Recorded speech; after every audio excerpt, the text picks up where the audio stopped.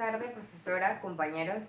El día de hoy tenemos el gusto de tener a la licenciada Lidia Mercado y a la licenciada Arelis Ureña. Nos van a hablar con respecto a las limitaciones a la libertad de testar. Profesora Lidia Mercado. Sí. Buenas tardes. El principio de libertad de testar tiene su fundamentación en el derecho civil panameño a través del artículo 778. Una persona puede disponer de sus bienes sin más limitaciones que las establecidas por la ley, salvo en determinados casos que, como bien señala la norma, en nuestra legislación, y me permito leerle el artículo, dice: toda persona hábil puede disponer por testamento libremente de sus bienes con tal de que deje asegurado los alimentos de los hijos que tengan derecho a ellos, de acuerdo con la ley, durante el tiempo a que se refiere el artículo 273. Si el testador omite cumplir esta obligación de alimentos, el heredero no recibirá de los bienes sino lo que sobre, después de darse al alimentista, previa estimación de peritos, lo bastante para asegurar sus alimentos. Si bien nosotros nos encontramos en el derecho de familia, mi colega Arelis, se extrapolan algunos elementos, el derecho civil, se extrapolan algunos elementos del derecho de familia que se basan en el interés superior del menor y del hijo, que no puede quedar desamparado. Eso significa que yo tengo toda mi masa patrimonial, pero tengo que primero acudir al cumplimiento de esta obligación. Asimismo, se establecen otras obligaciones, por ejemplo, en cuanto al cónyuge, compromisos de un cónyuge que no tiene los medios de supervivencia. ¿Qué estimación le merece a usted, profesora? Con respecto al cónyuge, también la limitación es de índole similar a la de la pensión alimenticia, porque siendo el cónyuge el primer llamado a heredar, salvo el ejercicio de la voluntad de testar, haya el testador dejado su masa herencial a persona distinta que no sea el cónyuge. Si el cónyuge tiene una dependencia total y absoluta de él, puede entrar en este mecanismo para solicitar, no me dejen en desamparo, yo era el cónyuge, yo me hice cargo de esto y puedo entonces hacer una solicitud incidental para obtener parte de la masa herencial. Este tipo de conflictos hace que los procesos sucesorios puedan llevarse años en resolverse, mientras logran acuerdos saludables con respecto a, porque se toma también en cuenta el aporte que ese cónyuge, a pesar que ya es materia de derecho de familia, el aporte en trabajo que hizo ese cónyuge, y si puede probar lo que haya aportado también monetariamente al bien que forma parte de la herencia. Entonces esto entra en una especie de liquidación, no es propiamente una liquidación matrimonial, porque la liquidación es un trámite que se lleva a cabo inter vivos. Una vez fallece, ¿verdad? Entonces la masa pasa a ser parte de la herencia. Si pasa a ser parte de la herencia, este cónyuge que dice: yo aporté tanto a ese bien que ahora se le testa a otro, y hay que hacer el cálculo de la plusvalía que adquirió durante el tiempo que estuvieron casados antes de que se pueda heredar.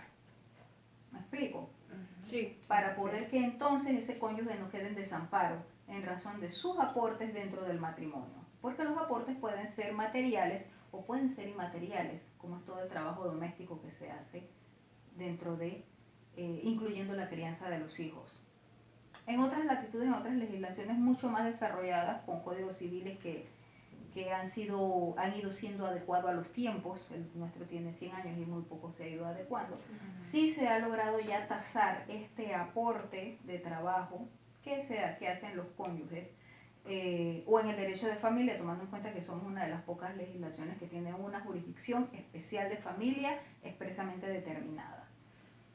Esa es una de las limitaciones al testar. Otra de las limitaciones es cuando los bienes no se encuentran únicamente a nombre del testador, cuando él es copropietario, o cuando los bienes han sido prometidos en deuda anterior, entonces se heredará a beneficio de inventario. Quiere decir que primero se pagan las deudas y lo que queda podrá ser parte de la herencia. Si el patrimonio era parte de lo prometido como pago de las deudas, no se puede libremente disponer de ese conjunto de bienes. Esa es otra de las Ese limitaciones. señalamiento que señala la profesora Arely se materializa para efectos educativos en el artículo 813 que me permito leerles. El viudo o viuda que al morir su consorte no se halle separado, divorciado o lo estuviere por culpa del cónyuge difunto, tendrá derecho, si careciere de lo necesario para su congrua subsistencia, a que se le adjudique hasta una quinta parte de la herencia por razón de alimentos. Entonces, como bien señala la profesora Lelis, además de este punto está el tema del beneficio de inventario, que también está regulado en el Código Civil a propósito del pago de deudas hereditarias. Los acreedores reconocidos como tales podrán oponerse a que se lleve a efecto la partición de la herencia hasta que se les pague o afiance el importe de sus créditos. Los acreedores de uno o más de los coherederos podrán intervenir a su costa en la partición para evitar que ésta se haga en fraude o en perjuicio de sus herederos. O sea que si bien al momento de testar yo obvié mis compromisos con los acreedores, no llega a su perfeccionamiento porque la norma primero dice páguese las deudas hereditarias y entonces lo que sobre para sus herederos, ya sea en una sucesión testada, como es el caso, ¿no? Porque estamos hablando, e incluso en sede ad intestato. De manera tal que también habría que hacer una precisión, profesora. Por ejemplo, cuando hablamos de limitación al principio de libertad de testar, que ojo, el 778 regula es el principio absoluto de testar, podríamos también hablar de las limitaciones en cuanto a la testamenti factio activa, o sea, mi capacidad para testar. Una limitación, ¿qué opinión le merece en ese sentido? Ahí, si bien en efecto, mientras el testador no haya sido declarado, por ejemplo, incapaz o con algún tipo de limitante cognitiva que pueda hacer que se impugne el testamento, se entiende que él es libre de testar. Y que una vez el testamento está hecho, lo testado es ley para las partes, es la voluntad del testador se convierte en ley. No se puede, salvo que concurran algunas de las causantes para solicitar impugnación del testamento. Entre esas está, por ejemplo, indignidad para suceder, porque pues el heredero realmente no es digno por su comportamiento o conducta hacia él, y las causales de indignidad para suceder de conducta del heredero también están expresadas en el Código Civil. Sin embargo, esta no es una limitante para que él herede, esta es una limitante para heredar, aclaramos. Pero a veces personas que en primera línea tienen el derecho a heredar dicen, es que yo soy el heredero en primer orden, me corresponde a mí. Sin embargo, esa voluntad del testador, que se convierte en ley una vez otorgado el testamento, prima sobre el derecho de prelación a heredar. Quiere decir que si le tocaba a la esposa o a los hijos en primera línea, pero él decidió dejárselo a un sobrino que en algún momento pues se comportó de mejor manera y más digna con él que sus parientes más allegados, esa fue su voluntad y así se debe cumplir la voluntad del testador. Todo eso forma parte de la libertad. Él puede heredarle su masa herencial a quien él mejor, salvo los supuestos que mencionamos al inicio de una cuestión que podríamos desde el punto de vista del derecho material hablar de una carga pública, de proteger el deber de alimentos, de proteger al cónyuge en un estado desamparado económicamente, incluso a los ascendientes, padres o abuelos en una condición de discapacidad. Hay matizaciones, pero ya para ir culminando desde el punto de vista de la capacidad, o sea, mi libertad de testar, ¿verdad? Yo soy menor de edad, yo soy consciente, yo tengo bienes que me han heredado otros familiares, pero para disponer libremente hay que leer, por ejemplo, el 694. Pueden testar todos aquellos a quienes la ley no le prohíba expresamente. El 695 dice, están incapacitados para testar los menores de 12 años de uno y otro sexo y el que no se halle en su juicio cabal. Para apreciar la capacidad del testador se atiende únicamente al estado en que se halle al tiempo de otorgar el testamento. Y profesora, hay una cuestión ya para cerrar.